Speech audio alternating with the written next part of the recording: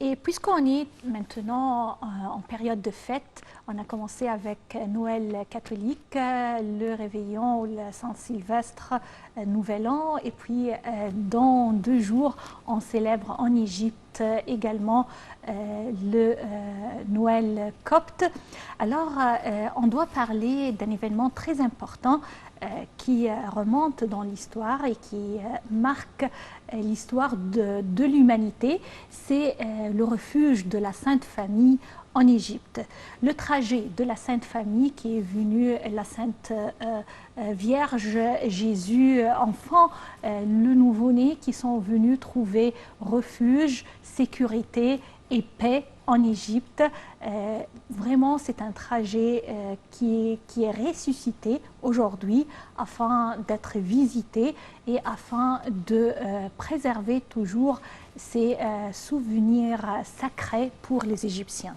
Nous avons contacté Dr Antoine Youssef Bourdedi, expert en tourisme, afin de parler de ce trajet et comment il est restitué aujourd'hui comme endroit à visiter ou des repères à visiter sur les programmes touristiques. Bonjour. Bonjour. Docteur Bourdedi, on parle de ce trajet qui vraiment est considéré comme un trajet sacré pour les Égyptiens et pour tous les croyants autour du monde.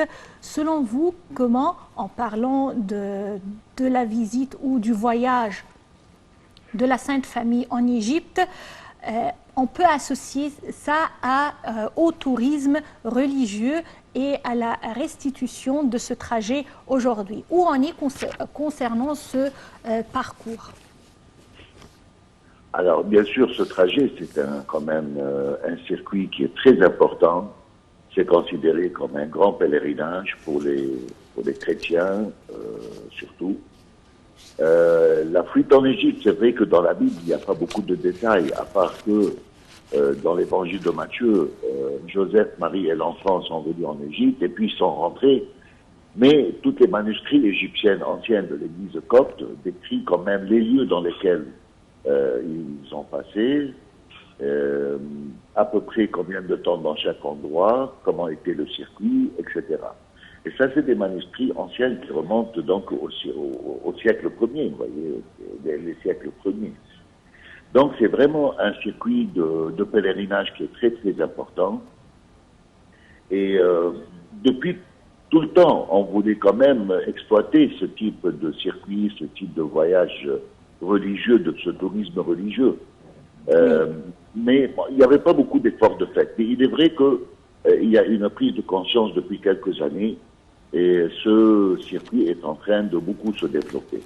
Mais il en faut quand même beaucoup d'infrastructures parce que beaucoup de ces endroits où a été le passage de la Sainte Famille, c'est pas encore des endroits très équipés pour accueillir une grande masse de touristes.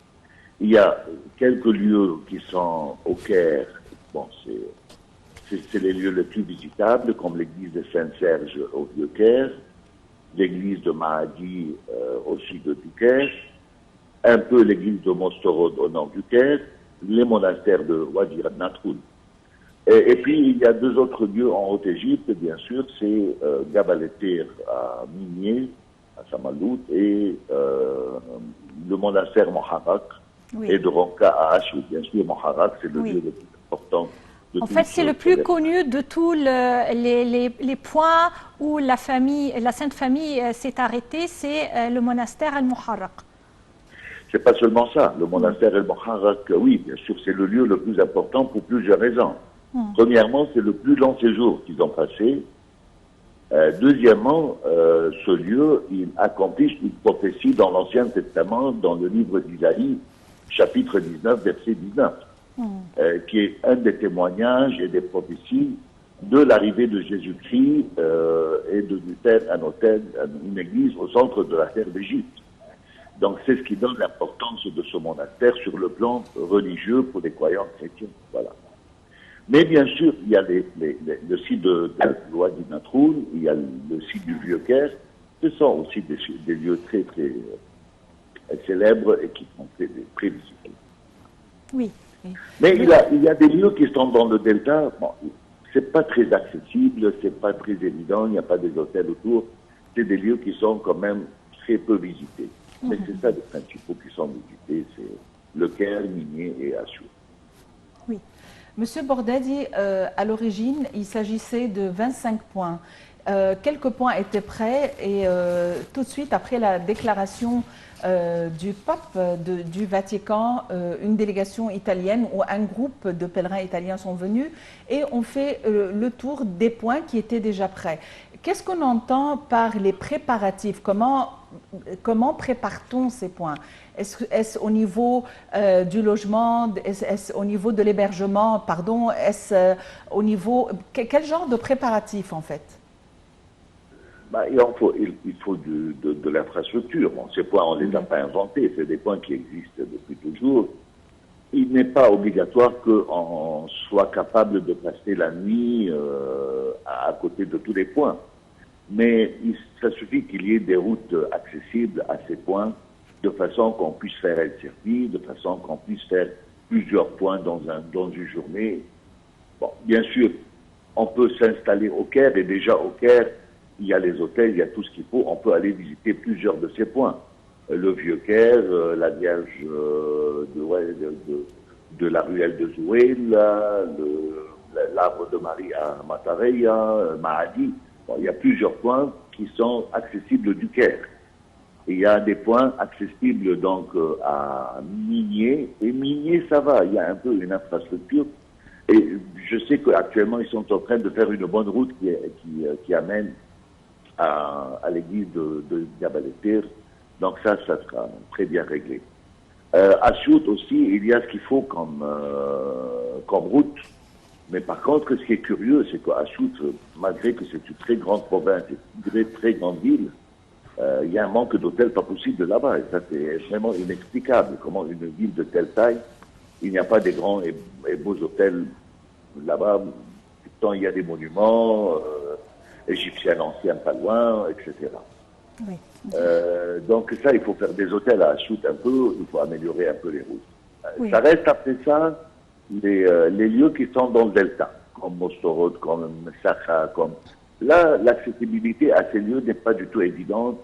C'est là qu'il faut faire un grand effort pour faire des routes ou faire des hôtels dans des villes proches touristiques pour l'accessibilité soit facile. Oui. Docteur Antoine Youssef Bordadi, vous êtes expert en tourisme. On vous remercie infiniment pour ces explications.